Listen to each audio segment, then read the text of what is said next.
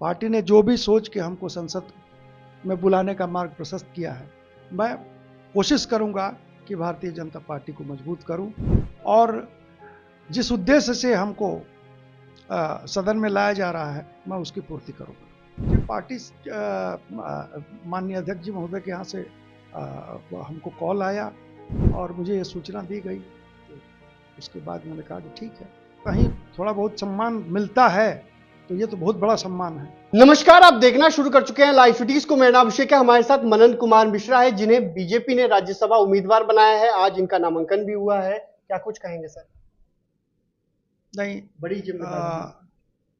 माननीय मोदी जी, माननीय गृह मंत्री अमित शाह जी, पार्टी के राष्ट्रीय अध्यक्ष जेपी नड्डा जी और पार्टी के सभी नेताओं को मैं बहुत बहुत धन्यवाद देता हूं, उनका आभारी हूं कि उन्होंने मुझे इस लायक समझा और ये जिम्मेदारी दी है, तो इसको बखूबी निभाऊंगा। पूरे देश में पार्टी को मजबूत करूंगा, सरकार को मजबूत करूंगा। आगामी विधानसभा चुनाव जो भी होने हैं जिन जिन राज्यों में, उनमें अपना पूरा तन मन धन लगा के मेहनत करूंगा, पार्टी को विजयी बनाऊंगा। जो उपचुनाव भी होने हैं उनमें भी मैं प्रयास करूंगा कि पार्टी की जीत हो और देश हित के लिए, आम जन के लिए काम करना है, जनता की सेवा करनी है। पार्टी ने मौका दिया है, हमारे नेताओं ने मौका दिया है, तो जनता की सेवा करूंगा। अच्छा, एक छोटे से जिले से आते हैं, गोपालगंज से आते हैं। आप गोपालगंज के रहने वाले हैं और इस पायदान पर पहुंचना, बार काउंसिल के अध्यक्ष भी रह चुके हैं। बड़ी जवाबदेही भी आपकी थी। अब वो जवाबदेही आप मतलब संसद में उठाएंगे। संसद में इसको देखिए, ऐसा है कि मुझे ऐसा लगा, मैं गोपालगंज और पश्चिम चंपारण दोनों जगह से हूँ, मुझे पार्टी ने अवश्य इस वजह से ये जिम्मेदारी दी होगी कि बुद्धिजीवियों के लिए, वकीलों का, जो 25 लाख देश के वकील हैं, उनको एक मान सम्मान मिला, उनको एक बल मिलेगा सदन में, पार्लियामेंट में। तो मैं जनता के, बुद्धिजीवी वर्ग के, वकीलों के, उनके जो भी उनके हित में कार्य होगा वो करूंगा। और पार्टी ने जो भी सोच के हमको टिकट दिया है, पार्टी ने जो भी सोच के हमको संसद में बुलाने का मार्ग प्रशस्त किया है, मैं कोशिश करूंगा कि भारतीय जनता पार्टी को मजबूत करूं और जिस उद्देश्य से हमको सदन में लाया जा रहा है, मैं उसकी पूर्ति करूंगा। पहले आप कोर्ट कचहरी में रहते थे, कोर्ट कचहरी ही में, अब आप संसद में बोलेंगे, कैसा? देखिए, वकील का काम है, आप जानते हैं, बहुत से वकील हैं, राज्यसभा और लोकसभा के सदस्य। तो हमारा काम है, कोर्ट में है तो जज के सामने जनता की आवाज़ को हम बुलंद करते हैं, सदन में रहेंगे तो आम जनता की आवाज़ को वहाँ बुलंद करेंगे पार्लियामेंट में। इसलिए अपना जो काम है उसमें बहुत ज़्यादा फर्क नहीं है। दायरा कुछ बढ़ा, वहाँ तक ये था कि किसी एक पर्टिकुलर क्लाइंट की बात करते थे जजों के सामने, अब पूरे देश के जनता की बात करेंगे सदन के सामने। अच्छा, एक छोटी सी संक्षिप्त में आप अपने बारे में बता सकते हैं, कैसे आपने शुरुआत की थी और कितनी कठिनाइयाँ थी जब शुरुआत में आप आए थे?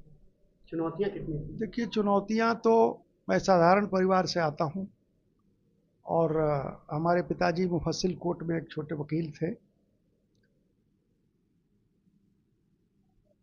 बहुत मेहनत उन्होंने किया, छोटे वकील के बाद वो बहुत बड़े वकील हुए।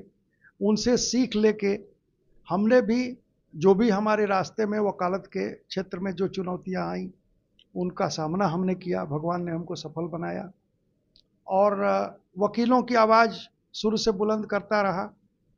तो मुझे लगता है कि हमारी पार्टी ने, हमारे पार्टी के शीर्ष नेताओं ने ये देखा होगा कि मैं जिस क्षेत्र में हूँ, जो भी हमारे वोटर्स हैं, उनका काम करता हूँ। तो अब आम जनता हमारी वोटर हो गई, तो मैं आम जनता के लिए लड़ूंगा, आम जनता का कार्य करूंगा। अच्छा, वकीलों की एक बड़ी समस्या होती है, जो क्रिमिनल वकील होते हैं, काफ़ी चुनौतियाँ रहती हैं उनके ऊपर, क्योंकि जिस तरीके से अपराधी होते हैं, डर का भय रहता है। कई घटनाएं हुई हैं बिहार में वकीलों के साथ, तो उसको लेकर मुद्दा आप उठाएंगे? सुरक्षा की मांग? सुरक्षा उठाना नहीं है, सरकार इस पर तैयार है कि एक एडवोकेट्स प्रोटेक्शन एक्ट बहुत जल्द आ जाएगा सदन में, उसके लिए सरकार ने हामी भर दी है। इंश्योरेंस की बात है, प्रोटेक्शन की बात है, इन सब बातों पर सरकार बहुत पहले से मन बना लिया है कि वकीलों के लिए करेंगे, वो काम हो जाएगा। अच्छा, बिहार प्रदेश नेतृत्व और देश नेतृत्व को आपने धन्यवाद दिया है। हाँ, बिल्कुल धन्यवाद दिया है। लोगों ने हमें इस काबिल समझा, मुझे ये जिम्मेवारी दी।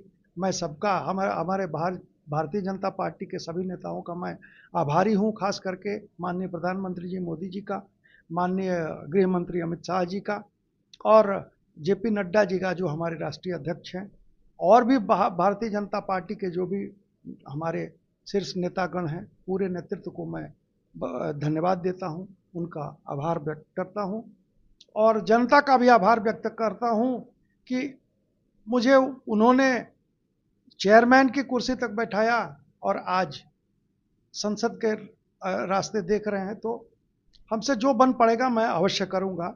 और वकीलों के लिए, हित के लिए लड़ाई, वकीलों के लिए, बुद्धिजीवियों के लिए, आम जनता के लिए। अब तो आम जनता, पूरे देश की बात, पार्लियामेंट में जब आदमी कोई बात कहेगा तो पूरे देश के लिए वो होगा। लेकिन आप जिस क्षेत्र से आते हैं उसका मुद्दा निश्चित पार्टी ने यह सोच के ही हमको ये जिम्मेवारी दी होगी कि 25 लाख वकील, कम से कम उनको एक मान सम्मान मिला, उनकी बातों को हम सरकार तक पहुंचा सकेंगे बहुत आसानी से। आपको कैसे पता चला? कल सबसे पहले किसने खबर दी, कैसे पता चला था? मुझे पार्टी माननीय अध्यक्ष जी महोदय के यहाँ से हमको कॉल आया और मुझे ये सूचना दी गई। तो उसके बाद मैंने कहा कि ठीक है। आधिकारिक लेटर जब आया तब कैसा लगा? निश्चित तौर पे एक नई जिम्मेवारी किसी को मिलती है, और अगर कहीं थोड़ा बहुत सम्मान मिलता है तो ये तो बहुत बड़ा सम्मान है, तो निश्चित तौर पे खुशी हुई।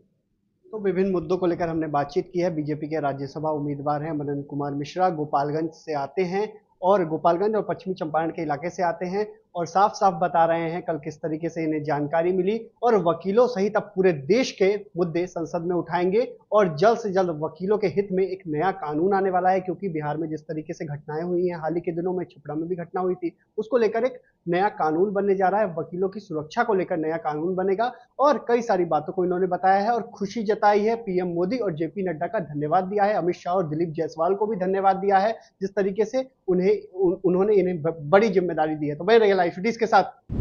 पार्टी ने जो भी सोच के हमको संसद में बुलाने का मार्ग प्रशस्त किया है, मैं कोशिश करूंगा कि भारतीय जनता पार्टी को मजबूत करूं, और जिस उद्देश्य से हमको सदन में लाया जा रहा है मैं उसकी पूर्ति करूंगा। पार्टी माननीय अध्यक्ष जी महोदय के यहाँ से हमको कॉल आया और मुझे ये सूचना दी गई। तो उसके बाद मैंने कहा कि ठीक है, कहीं थोड़ा बहुत सम्मान मिलता है तो ये तो बहुत बड़ा सम्मान है।